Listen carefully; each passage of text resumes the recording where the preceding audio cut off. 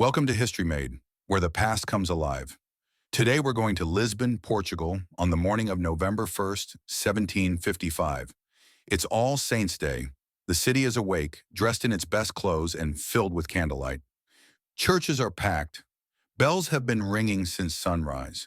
Lisbon is one of the great capitals of Europe, a port city tied to an empire, with ships in the Tagus River and fortunes stored behind stone walls. And in a few moments the earth is going to take all of it away. At around 9:40 in the morning, the ground beneath Lisbon begins to move. Not a gentle tremble, not a passing shake, but violent, rolling motion that makes stone buildings sway like ships at sea. The first seconds feel unreal, like a nightmare you can't wake up from. Then rooftops snap, facades peel away, towers tilt, and the city starts collapsing inward, block by block. People who were inside churches are suddenly under falling ceilings. Others are swallowed by debris in the streets. Cracks open in the ground, fissures wide enough to trap carts and tear the city center apart. The sound is described as a deep, endless roar, like thunder that never stops, except it's coming from below. The shaking lasts minutes, long enough to ruin a lifetime, long enough to turn a proud city into dust. Contemporary accounts report the quake lasting roughly 3 to 6 minutes. When the motion finally eases, survivors crawl out from under broken beams and shattered stone. They're covered in white dust that makes them look like ghosts. They're bleeding. They're calling names into the rubble and hearing nothing back. And now a terrible decision forms in every mind at once. Where do you go when the ground itself turns against you? People run toward open space. Many rush toward the waterfront, toward the wide docks by the Tagus, believing the riverfront will be safer than the narrow streets and collapsing buildings. There, standing among crowds of frightened survivors, Lisbon faces a second terror. The water begins to behave strangely. The sea pulls back. The river seems to drain away. In the harbor, ships tilt, ropes slacken, and the exposed bottom appears where water should be.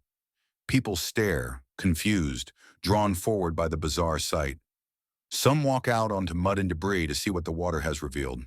It feels like a pause in the disaster, a moment where the world is holding its breath, and then the breath returns as a scream.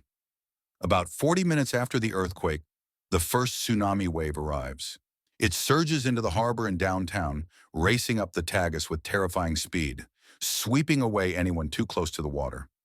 It is not one wave but a series, and after the first comes another, and then another. The force snaps boats from their moorings and throws them into streets. People who survived the falling city are now lifted and slammed by the sea. The waterfront becomes a trap, and the crowds that ran there for safety discover, too late, that they ran toward the most dangerous place of all. Beyond Lisbon, this tsunami spreads across the Atlantic coast, reaching parts of Spain and North Africa, and being recorded far beyond Portugal. While the water is still raging, a third enemy rises behind it: fire. Lisbon is full of open flames that morning. Churches are lit with candles for the holy day. Homes and chapels burn lamps and torches. When the earthquake hit, those flames toppled. At first, it's small fires, one street, then another. Then wind feeds them. Broken buildings create perfect fuel. Heat climbs, smoke thickens, and the city becomes a furnace. Fires merge into a firestorm that rages through what the earthquake and tsunami didn't finish. In some accounts, the burning and chaos continue for days. Imagine the cruelty of it. You escape falling stone. You survive the drowning waves, and then you choke on smoke as the air itself turns poisonous. The sky darkens. Ash and soot swirl. People stumble through streets that no longer look like streets. The sounds of Lisbon change from crashing buildings to crackling fire, from screaming crowds to distant collapses as weakened walls finally give in. All day, and into the nights that follow, the city burns.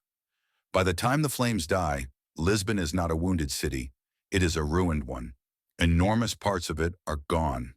Estimates often state that the majority of Lisbon's buildings were destroyed, and the scale of devastation was staggering. Now comes the hardest part to say out loud: how many died? The numbers vary because the disaster struck without modern measurement, and because chaos swallows records. Some estimates place deaths around 40 to 50,000 across the affected regions, while other sources give higher figures. And even within Lisbon alone, the estimates differ. What does not vary is the meaning. Tens of thousands of lives ended in a single morning through three different forces: earth, fire, and sea. On tsunami.gov. And what makes Lisbon's story unforgettable is not only the destruction, but what happened next. In the aftermath, Europe watched in shock. Lisbon was not some distant village. It was a major port, a symbol of wealth and faith, struck on a holy day while people were in church. The disaster triggered huge arguments about fate, God, nature, and human reason, becoming a defining event in Enlightenment-era thought. People asked questions that sounded almost dangerous for the time. If this could happen to a great Christian city, what does that say about divine protection?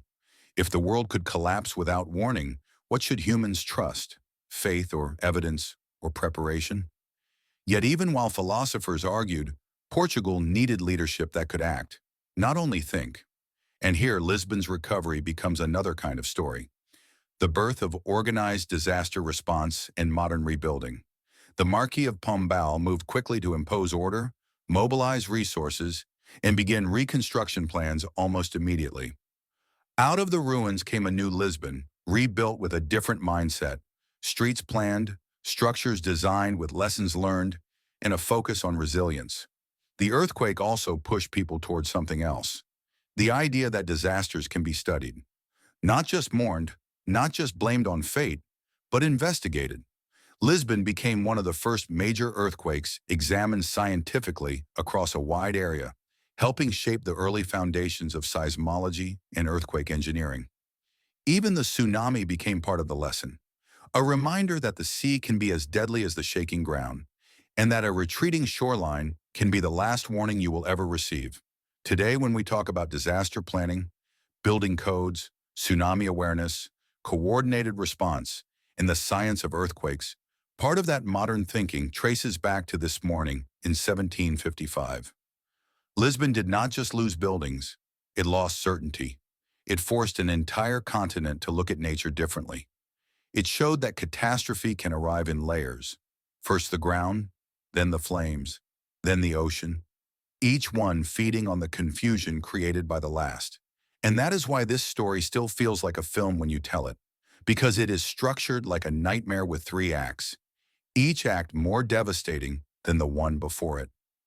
A city celebrates in candlelight, the earth breaks it, the fire consumes it, the sea wipes the edges clean. And then, in the silence afterward, humans do what they always do when history knocks them down. They begin again. This was the day Lisbon was erased, and it changed the world's thinking forever. You've been watching History Made, where the past comes alive.